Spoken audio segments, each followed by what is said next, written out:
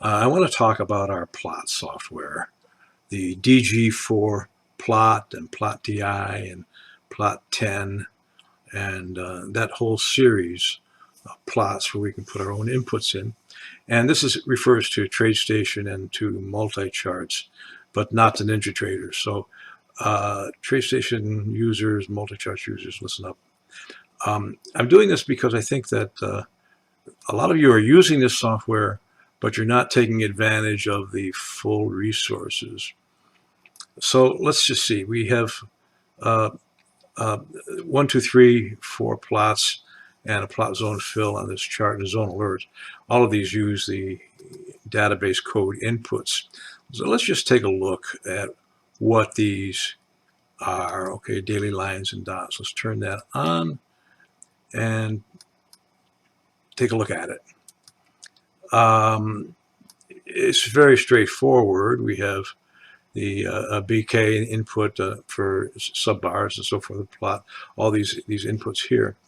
I want to talk about the way we handle codes here, because this is where people get screwed up, and this is where the great power lies. So let's just take a look at it. It's pretty clear that we're talking about layers: 1, 2, 3, 4, 5, 6, 7, 8, 9, 10. Those are layers of colors, and which can be adjusted. You can move these around, these inputs around, so you get the layering you want. Then we have a time period designation, and then we have a line designation. This would be live cell 5-1.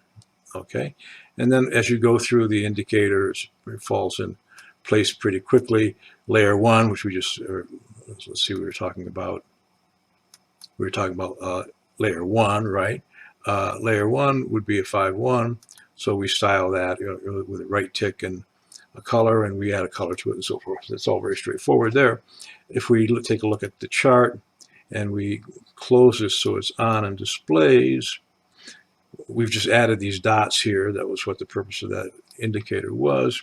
We'll take a little closer look at this area here, and the 5-1 is that dot there that we just sell. It's a cell 5-1. That's the one that we just added.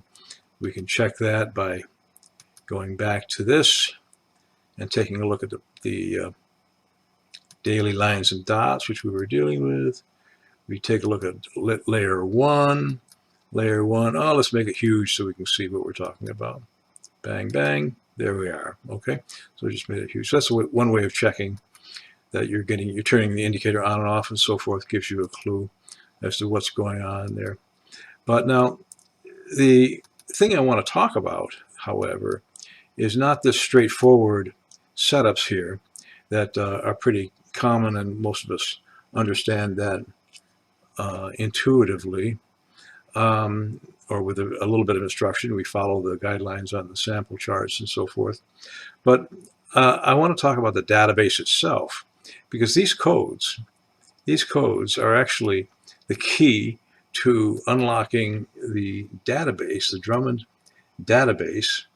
And the Drummond database is a series of lines in an engine that run all of our software, advanced software.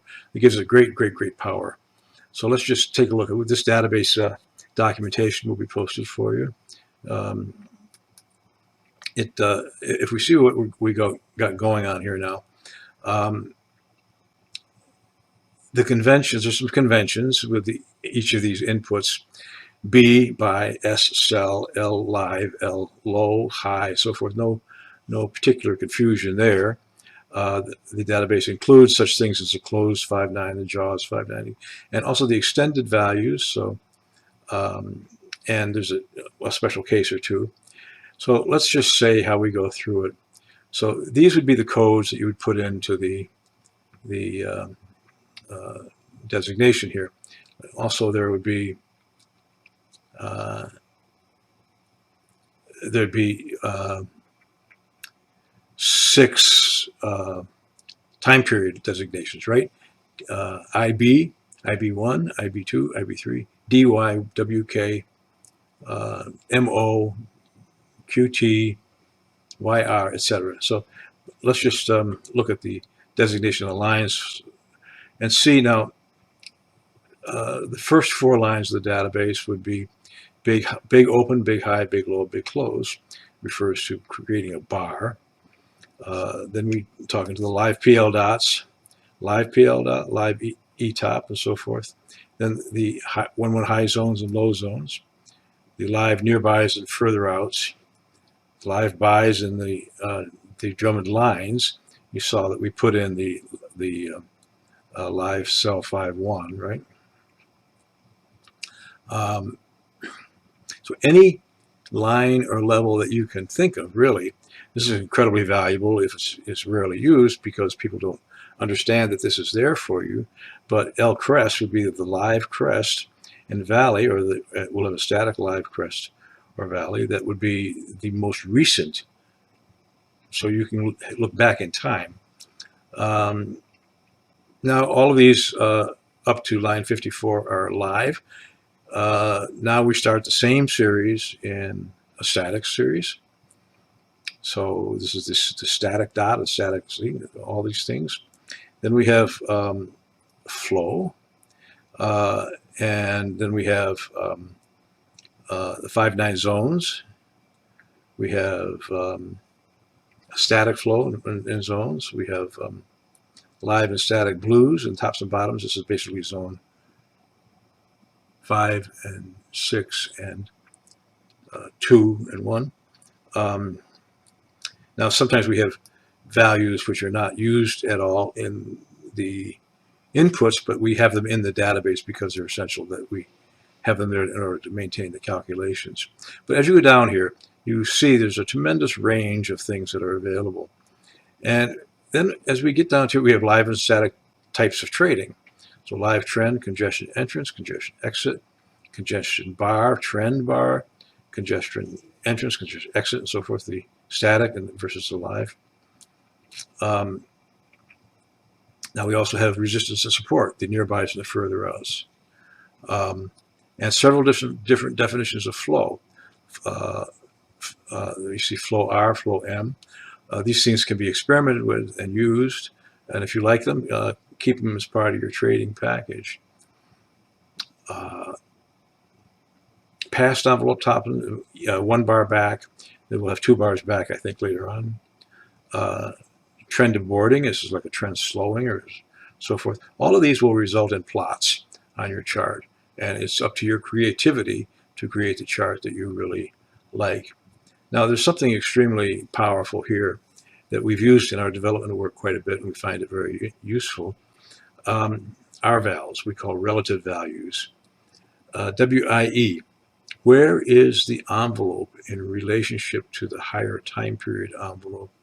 This will return a number that will be translatable to a percentage, plus or minus 1 probably, and it will give you a measure that can be used either as is, or it can be used in your algorithmic trading development to specify the position of an envelope in relationship to a higher envelope. So that also can be expanded to where it's the close, where is the close in relationship to our resistance and support matrix, that is the nearbys and the further outs. So you can specify any particular price point in relationship to any other price point as in terms of these higher time periods and so forth. Very, very interesting stuff. What is direction? Is it up or down? It refers you to the R-vals documentation. That is basically our new concepts. It's not an extensive documentation, but it does describe these things. And this is also available to you in new concepts, R values, the relative values. And this will list these here in terms of what the types of things that you can find and that you can measure dots opening up. Okay, the measure of the distance between the PL dot and the live PL dot. That's turned into a mathematical value here, right? In a very logical way. So, which means that should you be a programmer, you can grab that value and then use it in your trading system. Crest value and so forth. All these things are documented for you to an extent.